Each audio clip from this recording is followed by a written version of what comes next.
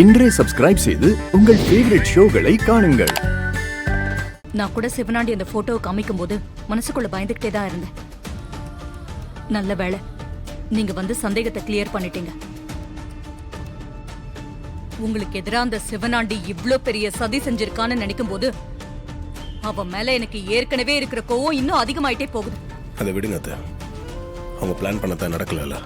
எதுக்கு அதை பத்தி பேசிக்கிட்டு?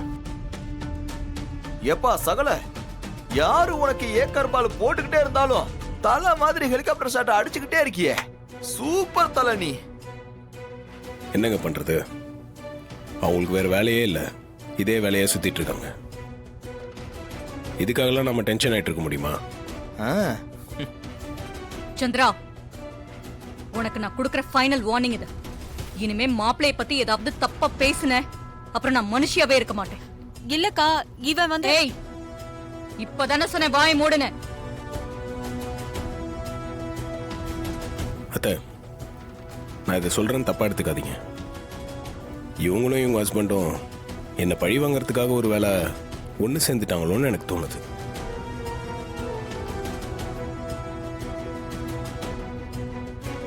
என்ன மாப்பிள்ள சொல்றீங்க? ஆமா அத்தை, நடக்கிறது எல்லாத்தையும் பார்த்தா என் விஷயத்துல இவங்க ரெண்டு பேரும் ஒன்னா இருக்க மாதிரி தான் எனக்கு தோணுது. இப்போ கூட பாத்தீங்களா, இவங்க ரெண்டு பேர் மட்டும்தான் எனக்கு அகைன்ஸ்டா பேசினாங்க. அக்கா அக்கா, இவன் தேவையில்லாம என்னையும் அந்த ஆளையும் சம்பந்தப்படுத்தி பேசுறான். அந்த ஆளுக்கு எனக்கு எந்த சம்பந்தமும் இல்ல. எனக்கு நீதான் முக்கியம்னு எப்பவோ அந்த ஆளை விட்டுட்டு இங்க வந்துட்டேன்க்கா. இவன் நமக்குள்ள பிரச்சனையை உண்டு பண்றதுக்கு இந்த மாதிரிலாம் பேசிட்டு இருக்கான்.